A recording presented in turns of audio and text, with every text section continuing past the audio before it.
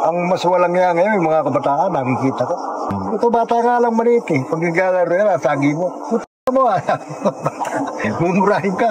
Sabi ko, iba na tao talaga ngayon. Bata pa lang, talagang mga walang yan na. Sabi ko, ang mga magulang na walang yan ito. Hindi na tubuan ng mga anak. Hindi na aruga. Kasi lipat din ang isip ng mga magulang sa hirap ng buhay. Hindi na paghuhula ng panahon yung mga anak. Kaya yun, yung mga anak, lumaki sa... Kasi na-obserbahan ko yun. Araw-gabi, nakikita ko, galaw ng tao. Kasi ma-obserba ako sa tao eh. Kaya ka magiging ma-observe. Basta ikaw ay pumapil ng loko, kailangan magaling ka mag-obserba. Hindi, patay ka kagad.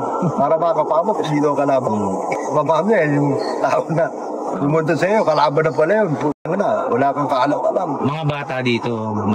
Oo, lalo nga sa dami ng mga nagbibisyo. Ano pwede niyo mapayo sa kanila? Wala akong ibang mapapayo sa kanila, kundi yung mga pinagdaanan ko na halos ayoko na rin balikan. Bakit ayoko nang balikan?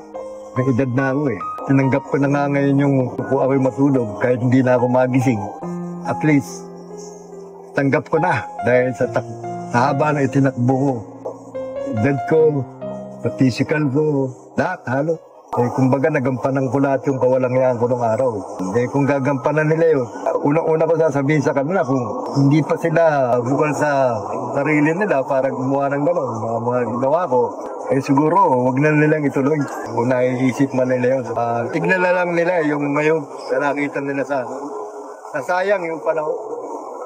Hindi ako nagloko, naging professional ako. Kasi nag-aaral ako eh. Graduating ako ng fine art, 4 years. Kaya nga natuto ko yan. Nagturo ka niya, engineer. Merong ginagawa preso, pero hindi yung ganyan, mga nasa bote lang. Kasi pag hindi ka fine art, hindi ka makakagawa ng actual na ganyan. Sobrang detalyado nito. Ito yan yung pinagkakabulaan nyo, pinagkakakitaan nyo. Dito ko na pinagkakitaan niya. Para malibang lang ako. Pagka may dumaan dyan, mga big time.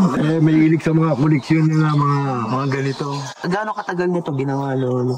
Pagka kumpleto materialis, magagawa mo yan kaya 1 month. Ganyan. Linggo lang? Oo. Ganyan silang loko.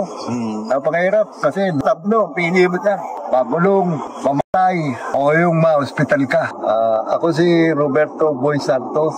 Itong mga tattoo ko, ito yung mga naging silbi ng mga pinagdaanan ko sa aking buwan. Sana huwag yun lang pong tularan ko na nakita niyo sa akin sa physical ko, yung mga nakaraan ko na kinuwento ko yung buhay ko. Sana isa man doon huwag niyong piliin para maging kayo.